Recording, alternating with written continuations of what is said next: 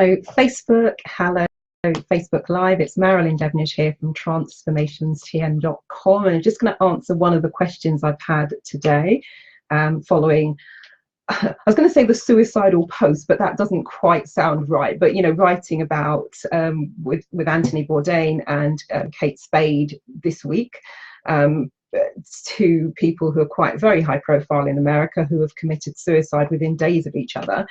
So I had written a couple of posts over the last couple of days, just kind of talking about some of those aspects. And I've had kind of people messaging and asking, what did I actually do? And oftentimes, you know, you sort of go, oh, well, it wasn't one thing, but actually it was quite compact in terms of what I did, because for me, it coincided with my personal development training. So it kind of started for me in the culmination of it was in September 2000, but it had been a good 2 years kind of running up to that, just a series of continual events involving my health, involving my mind and my brain, and involving my relationship. So there are a number of factors that kind of fed into all of this. And then that then coincided with, and it was my choice to make a career change, and that's when I decided to give up work. I was working for an investment bank in the city, and I decided to give that up and study to be a chartered accountant. So there were kind of a lot of things going on, and me ringing the Samaritans was in September 2000. By October 2000, everything was fine and tickety-boo, and it really was that quick. And if I tell you the 4 things that were a component on that, I mean, it was summarized in 2 words: breakthrough session. That's the end piece, if you want to put it that way. But in terms of kind of the components of that, it coincided with me doing a personal development training. Now, because I was in such a bad way, and I didn't expect it just to come over me in such a wave in the September, and I was going to say it came out of nowhere. As I've already said, there was a 2-year build up to this. But in terms of the actual, oh my God, and I actually was sitting, contemplating and thinking about how I might do it. And at that time, I was going through all the thyroid stuff, and I was having to have regular injections. I could barely have an injection. You know, they could never find a vein. So they've got, you know, stuff tied on my arm and they're tapping away. And I was always so tense because I was terrified of needles, always had been. And so my first thought was, well, I can't do the thing that you see on TV where somebody neatly cuts their wrists and gets in the bath and just wait for it, because I thought I can't even have an injection, so this is going to be hopeless. But I actually ran through all of the ways that I might do it, and the pros and cons of all of those, and then rang the Samaritans, and bless them, I kept them on the phone for about 4.5 hours, which I later found out I would have made somebody late for their shift, because a shift at the Samaritans, because the following year I became a Samaritans volunteer myself, and a shift at the Samaritans is 4 hours. So, you know, kept someone over shift, had a major kind of download with them. And then a couple of weeks later, I was due on this personal development training.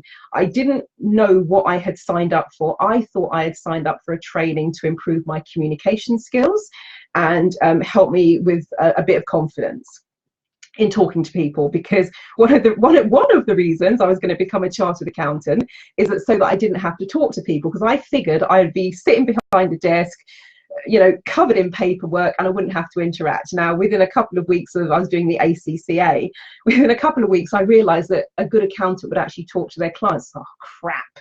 So I signed up for what I thought, because one of my other clients, I was doing some freelance event work, she had recommended this thing, and said they use it for their sales teams, they use it for their consultants, they use it for their trainers, and she thought it'd be really good to help me with my publicity. Great.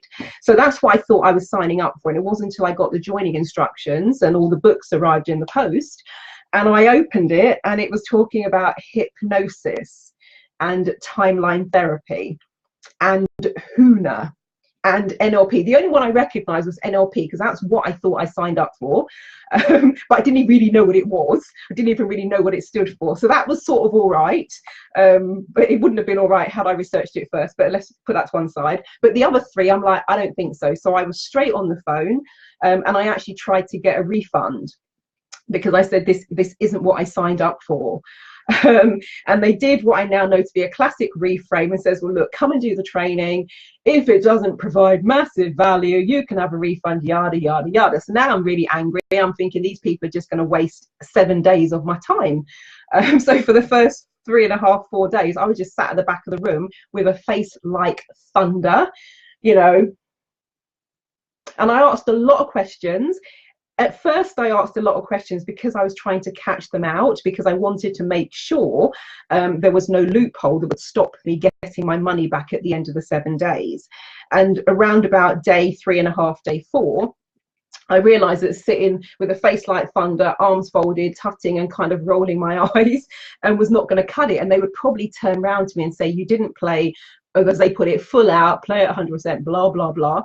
And I thought, I'm not going to let them catch me out on that either. So then I decided to jump in and just do all the what I thought were stupid exercises that they wanted us to do every 5 minutes, getting up, going into a group or into a triad and blah, blah. It was really, I was just like, are you kidding me? Because I was very quiet, very shy, very, very, very reserved.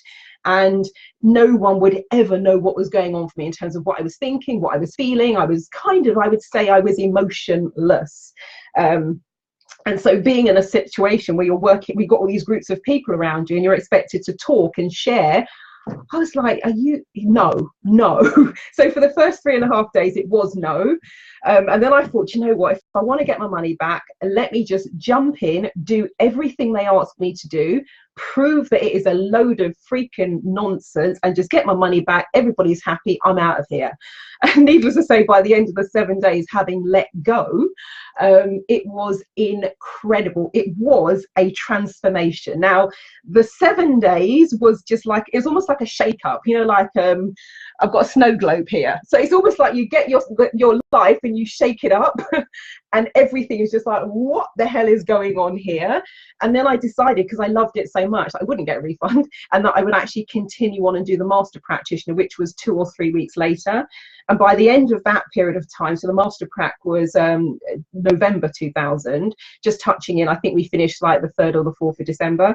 By the end of that 14 days, I was like a different person. And one of the defining moments for me, and I actually think it was in the first week, and this is why I'm such a big advocate and fan of HUNA.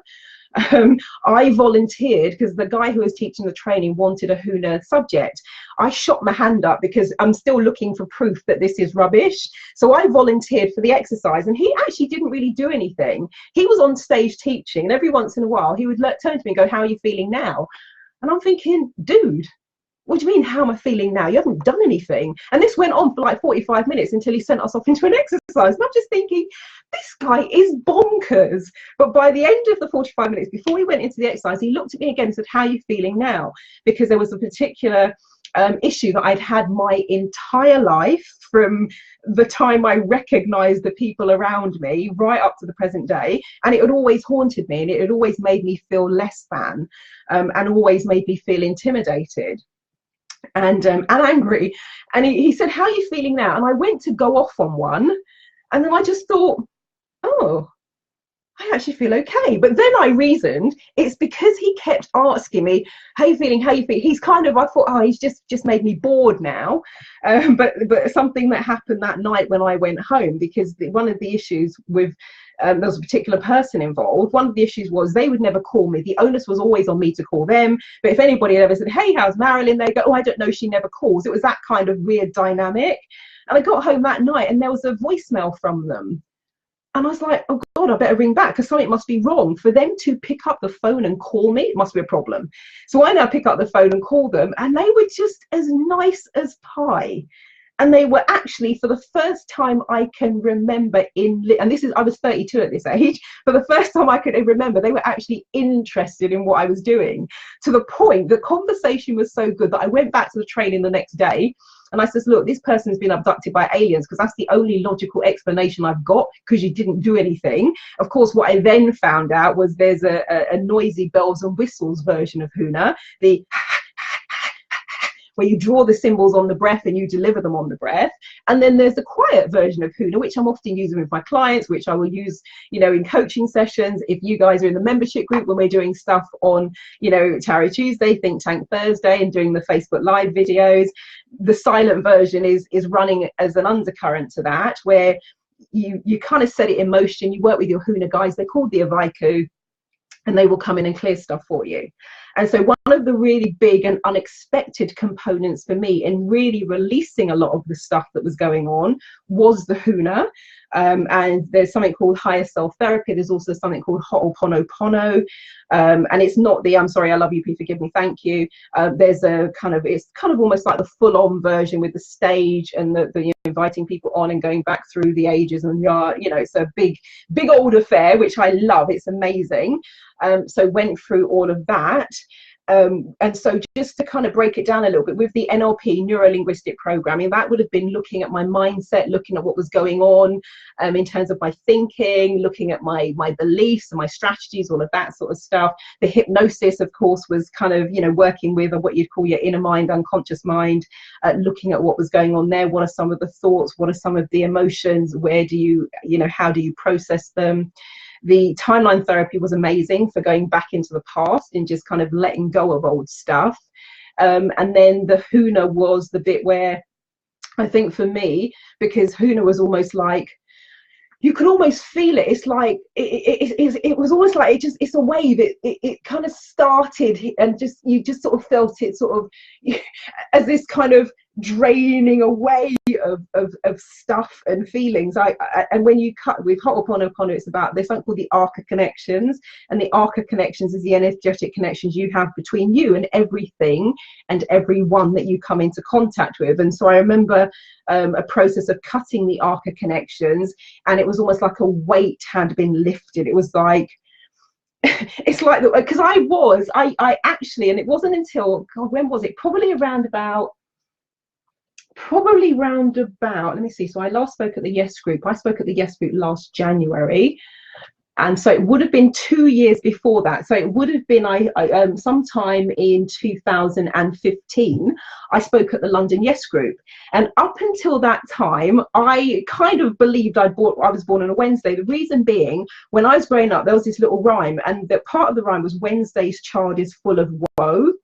And I remember hearing that at a very young age. I was at primary school, and because I was so miserable and because my life was so miserable, I had always believed that I was born on a Wednesday, because there could be no other explanation.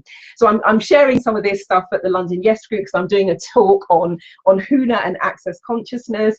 And the guy who was doing the AV, he kind of said, when were you born? What's your birthday? So I said 17th of May and told him the year, 1968. And yeah, I know I don't look old enough, joking. And so he actually checked, and he's like, you weren't, but I think I was born, I can't even remember now, it's like a Thursday or something like that. But that was the first time, 2015, I was disabused of the idea that I was born on a Wednesday, because I just grew up feeling so woeful that I thought that must be it. And so I remember when we did the Huna and the cutting of the arc of connections, and that just sort of, release, and I could feel like a lifetime's worth of angst and anger and frustration and inexplicable stuff. I could just feel it. And so, those of you who kind of know me, if you've done stuff with me, you'll know that Huna normally wheedles its way into things, because it's just a powerhouse. But genuinely, it took 7 days for me to, and coming back to what I was talking about, because, we went off on a side tangent talking about the Huna in my first experience of it working and impacting another person. And my clients will find that we'll work on something, and they might have had a falling out with someone pretty much normally within 2 hours, but sometimes as long as 24, that person will get in touch. And they're like, oh my God. The thing I hear most often is, oh my God, you're not going to believe it, because it's just like bang, and we're not doing anything with the other person, but what we're doing is changing the energy. But one of the things that happened during the first week of my training, so during the 7 days of the prac, my partner who had had an affair, who I couldn't even speak to. I would think about him and I would just burst into tears, to the point my sisters would not speak his name. They'd try and go around the issue. He phoned me up in the middle of the training, late at night, because he was in a different time zone and I was getting in kind of late. We were finishing at 8 o'clock, so this must have been, God, about, I don't know, 10:30, 11, something like that. And I was on the phone coaching him, and he was the one who was breaking down and I was the one holding the space. And 5 days prior to that, I couldn't even think about him without crying, and I was probably on the phone with him until 2:30, 3 o'clock in the morning. Now, bearing in mind, I had to be leaving home at like 6:15 a.m. to get there on time. Plus, I'm doing this blasted test as well every night. But I remember putting down the phone, feeling completely peaceful. And the thing that made me go, holy crap, was I actually felt compassion for him. I actually felt a little bit sorry for him. I actually was kind of, thinking out what else can I do to have him feel better? Whereas 5 days before, I was thinking, it was, and I just remember putting down the phone. I'm like, what the hell just happened? And I think that was my first inkling as well, that in terms of this coaching lark, that I actually might be quite good at it, because I could not, it was almost like I have just coached the man who's had an affair and left me devastated. And it was the tipping point for phoning the Samaritans and contemplating suicide. I know it sounds a bit weird to say it now, that I would kill myself over a man, but that's how bad it was. And within a couple of days of learning this stuff and clearing my energy, I'm actually on the phone with him for several hours, holding the space and coaching. And I was like, oh my God. So I had a series of these little events along the way, once I'd let go, and stop being so darn stubborn and miserable, that just made me go, I feel different. And I know also the people around me, some of them, because I was just so like, whoa, they kind of, I remember somebody said to me, is it some kind of cult? Where have you been? What are you doing? And I was like, I don't think so. And I think people were expecting it to wear off, particularly because at that time, I was always tired. I was always lethargic. I had no energy. I was sleeping 12 to 15 hours a day, and I was still tired. It was just awful. I mean, to the point where, I'm not kidding you, I remember there were 4 of us out for dinner, my then partner and Sam and Phil. And they said, do you want to go out for dinner? I was like, oh no, I'm going to be a bit tired. And they were like, oh no, come on, it'll be fun. And they're just about to serve the dessert. So I've got the trifle in front of me, and I did the nodding dog, and my face nearly went into the trifle. Now, for my partner, that was no big deal, because he was used to it. With 1 minute you're talking to me, next minute I'm just gone. But then they were like, oh my God, are you all right? And I was like, yeah, I'm fine. But that's how tired I was all the time. And so that's also the point where I started, I did a little process for myself, having, heard about the mind-body connection. I created this process in the middle of the training. So, yeah, and there's a part of the training, I have no idea what the hell happened, because they were teaching and I was just off in my own world, making up this guided meditation. It's the first one I ever created, where I wanted to change my energy, so that rather than being tired and lethargic and all the rest of it, that I would, I'd be kind of have boundless amounts of energy. And I kind of was thinking in terms of the Duracell bunny. And weirdly, even though I never spoke those words, by the end of that first 7-day training, people were like, man, you're like the Duracell bunny. And at first, kind of thought it might wear off. I thought, oh, maybe it's just the euphoria of being on the training. Because I went from sleeping 12 to 15 hours a day to sleeping 2 or 3 hours a night, which is a big change. And that was coming up to 18 years ago. If you're watching this in real time, that was in October 2000. And I've been exactly the same since I created that process. And part of it involved, the Ho'oponopono and the cutting the links and ties and connections. So for me, my experience of it was very fast. And I think you get the clients, for those of you who are coaches and therapists and that sort of thing, you'll probably have a similar experience where you initially attract the clients who have got similar stuff to you. So when I then started doing breakthrough sessions, which are the 8-hour sessions, like, we start at 10, we work right through till 5, 6 o'clock, and then it's like, hello, goodbye, have a nice life. And one of my very first clients was recommended by somebody that I did my master prac with, because he said, I really like your style, because we used to partner up quite a lot. And so he had a friend, she was bulimic and suicidal, and she was one of my very first breakthrough sessions in 2001. And I remember going, oh my God. But then I thought, you know what? If I could turn it around for myself, surely I can help turn it around for someone else. And with it, actually, she's still on the back of my brochure. Hold on a second. So this was when I first got started. These are my brochures. I still got some of them. So this is her. I won't name her, of course, and her name isn't on here. It's just the words. But it says, I don't know quite what you did during my breakthrough session, but I do know that it's now over 2 weeks since my session, and I can now hardly remember that I had a problem. It just doesn't occur to me to carry out the same patterns of self-destructive behaviors that I have done for years. I really think there was something about, that's very nice, I haven't read this for a few years. I really think there was something about you as a person, your particular personality, that helped the process work for me beyond the impact the process would have had in itself. Extensive counselling, the support of friends, and my own efforts have more or less got me through, but nothing has ever really made me take control of myself. I feel lighter, calmer, and more balanced than I used to, and I realised, brackets at last, close brackets, that I do have a choice over how I behave. And she was one of my very first breakthrough clients. And that, I've never seen her since, haven't heard from her since that, since the initial emails and the feedback and that sort of thing. But that took 8 hours.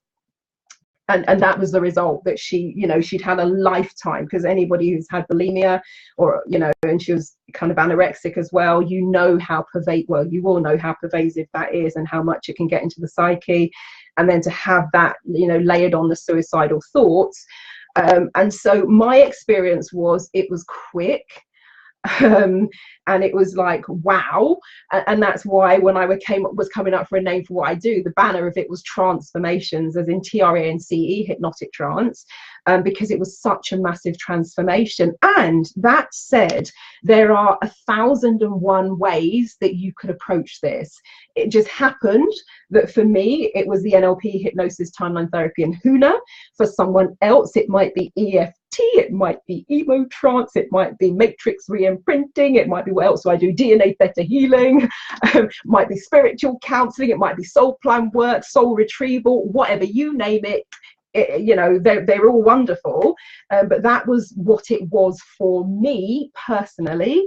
And it was amazing. It was God. I was just like, wow.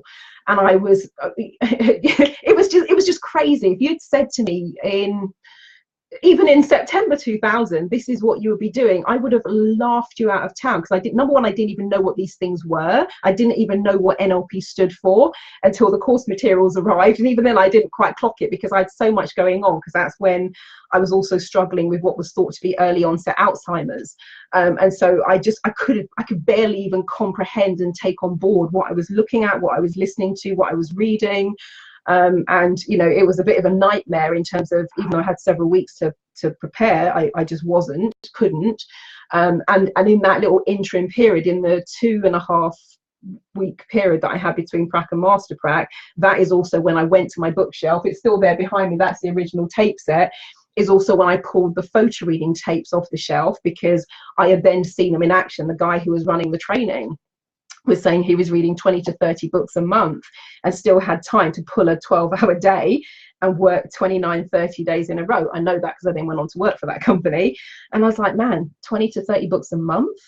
I didn't even read 1 or 2. And I was only trying to read the accountancy stuff because that was my chosen profession and was just getting nowhere fast. I would read something 15 or 20 times and still have absolutely no recollection of what I had read. And so at that point, and that's a big part of it as well for me, I think it was, pulling out the photo reading, because for those of you who've done photo reading, you know that step 1 is basically a meditative process. And it's a process for basically relaxing the mind and body, and energizing the brain, and really focusing on what you want. It's almost like a little mini version of the law of attraction, if you wanted to put it that way. And that had a massive impact on my brain, and on what I believed I was capable of. And it also was another thing that gave me hope, because when you're in your mid-20s, to be told that you have all of the symptoms that appear to be early onset Alzheimer's and there's nothing your doctor can do for you, that is really depressing. And as I said, it was one of the things that was in the build up to the final, Samaritans call. And so the photo reading piece really just cemented everything and just took everything to a whole other level, because I would not have got through the Master Prac training without it. I would not have got through trainers training without it. And for some of you who've heard me talk about the trainers training experience, where it's an 8-hour exam, and having taught myself how to photo read using the tapes, I decided I was going to be finished the exam in 3 hours and I was going to pass with flying colours. Now let's just contrast that to my practitioner test, where I had several weeks to do it, and the test was so bad, when they looked at it, of course they didn't know who I was at the time, they're like, who is this Marilyn Devonish? She's either lazy or stupid, because it was one of the worst tests they'd ever seen. And it was so bad I was going home with it every single night. 2.5 weeks later, having implemented the photo reading, I went back to the Master Prac training, which is 14 days and full on. The test is way more complex, and all of the answers are not in the book. You've got to then draw on your practitioner skills. And there was probably 65, 70 of us in the class, and I think I was probably the only person who had absolutely no corrections, whereas 2.5 weeks prior, I was probably the worst person. And because my test was so bad in Prac, when I went back to do Master Prac, they assigned me the same coach, a woman called Marianne Diaz. Some of you may know her if you study Huna. And Marianne was the most experienced person and had Huna at her disposal to help shove things along. So she was reassigned as my coach, because I would have been too much work for someone else, because my input was just so bad. And in 2.5 weeks, I went from worst test to best test. And then in May 2001, I did my NLP trainers training exam, having not even heard of NLP in September 2000. And I finished that test in 3 hours on the money. And the test was so good, they actually thought I cheated. So it went from who is Marilyn Devonish? Is she lazy or stupid? To who is Marilyn Devonish? How did she do that? And did she cheat? And of course, I only left the room once. I left the room for 5 minutes to go to the bathroom. So they knew there was no way I had cheated, but apparently it was like looking at the textbook when they looked at my test, and there were people still writing right up until the deadline. It was either 5 or 6 o'clock was the finish time. There were people who didn't finish the test, and there were people in there who were very experienced in NLP, had studied NLP for the last 10 years, and I'd studied it for 6, 7 months at that point, and I was in and out. And so again, all of these things combined to make me go, wow, my life isn't hopeless, and it is possible to change and transform and turn things around, and do it on the long term, because it's been 18 years. It will be 18 years this October, and I haven't looked back. It's amazing, and that's one of the reasons why I love what I do, because one of the driving forces for me was thinking, man, if this can happen for me, Miss Skeptical, Miss Resistant, and Miss This is all a load of crap, imagine working with people who actually want to change and want to transform and want to move forward, because I was pretty much dragged in there backwards. I just went for my refund. So that was it. That's the kind of, in a quite a long nutshell now, that's basically it. That's how it went down. And I would say also, because I remember somebody phoned me at 3 o'clock in the morning once, and I pick up the phone, hello, and she's like, oh, she misdialed, didn't mean to ring me, and she's like, are you always like that? And I went, like what? She said, what were you doing? I said, I was sleeping. She said, you sound like you're full of energy and awake. I said, well, I am awake now, you've just phoned me. And so what I will say is, I don't think personal development makes you immune to life's problems. You still have your stuff going on. I would say the way I describe it to my clients, when I was growing up, there were these toys called Weebles. And the saying was, Weebles wobble, but they don't fall down. So a Weeble, is shaped like that. So it had a round base, and you push the Weeble and it kind of goes to the side, and then it comes back up, and then it goes to the side and it comes back up. And I took that as an analogy for life, and it's one of the things I held on to in my childhood when things were really bad, that it was possible just to pick yourself up and at least be able to carry on. And I think for me, the way I would describe personal development from my experience, and everyone is different, is it doesn't make me immune. I still have stuff going on. I still have my moments. I still have my times. I still have my rants, as you will know. And I think it just gives me a sense of resilience, so that when I have been slammed down, I know that I will be able to kind of bring myself back to center. And I'd say that's the thing that has kind of kept things moving over the years. So yeah, that's it really. Hi Dion. That's it really. Thumbs up to you too. Yeah, let me just check, make sure I haven't missed any questions. I think I'm good. I think I'm okay. Apologies if I have, but I will scan through because you don't always see them in real time. But yes, that is the answer in terms of what did I do. And I'm not saying that's the prescription for everyone. And one of the things I realized, you know, I probably used the same tool set for the first 4 or 5 years that I was in practice. And then I realized I would meet people where, you know, I could use timeline therapy for one person, somebody else, it wouldn't really float their boat. And so over the years, I've added probably 20 different modalities to what I do, because I just wanted to have flexibility for my clients. So I wasn't trying to hammer everything when it would require a different kind of approach. So I know for me, and nowadays it's not a client, as you will know if you've been a client, it's not a, you really can't tell what's going on sometimes, because even when I say to clients, I had one last week, and I said, oh, we're going to do some timeline therapy and Ho'oponopono, and she kind of went, oh, I've done that before, and like, and you know, that sort of thing, I've done it before, it didn't work. I was like, yeah, whatever, just go with me. And I always know it's going to happen at the end of the process. People are like, whoa, what was that? Because they're just like, their mind is blown. And that is because it all gets mixed up in terms of who's in front of me, what do we need to do, what's going to suit this person, and let's do that. And so nowadays, if people come and say, what should we do? I don't give a prescription. Go, we're going to do this, we're going to do that, because I know it's going to be a kind of a hybrid, almost like a syntopic reading, photo reading terms, where it's a synthesis of many things based on that person.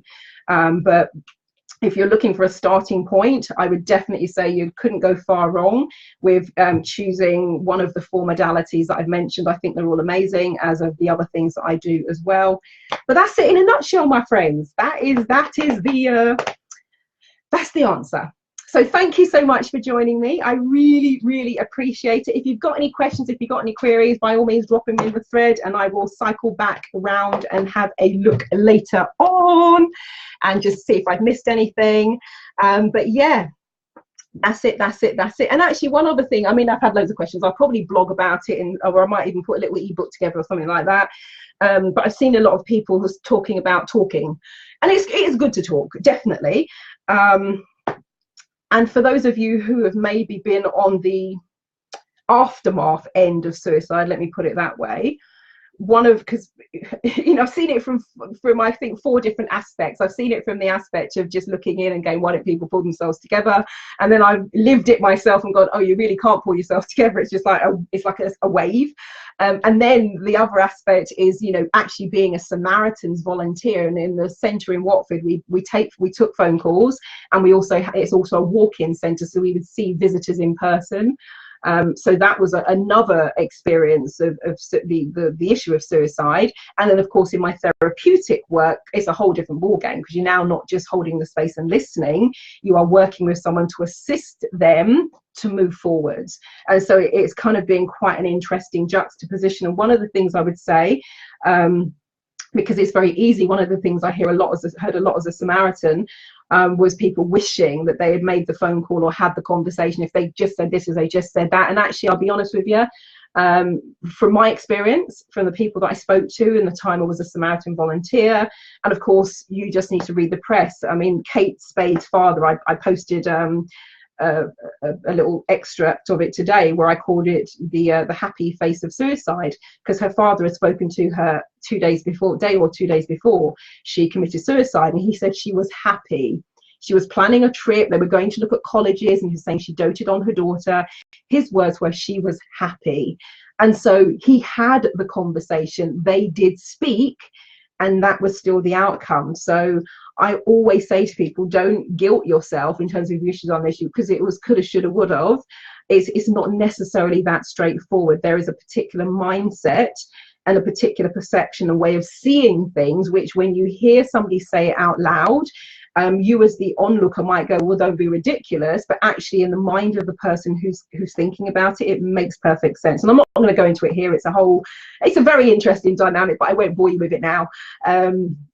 But there's a fair bit that goes on. So it is not just a case of going, oh God, I wish I talked to them, because you can have a perfectly wonderful conversation, as Kate did with her father, and then boom, it still happens. So it's quite a complex dynamic in some respects. And that said, I definitely still say it's good to speak to someone, to talk about how you're feeling, because sometimes when you hear yourself say something out loud, it's kind of like, wow, oh my God. And then when it's on the table, so to speak, you can then look at that and work with that, which is, kind of what we're doing with the therapeutic approach. So yes, that is it. And if you have any questions, you might not want to put them in the thread. You can email me, marilyn@transformationstm.com.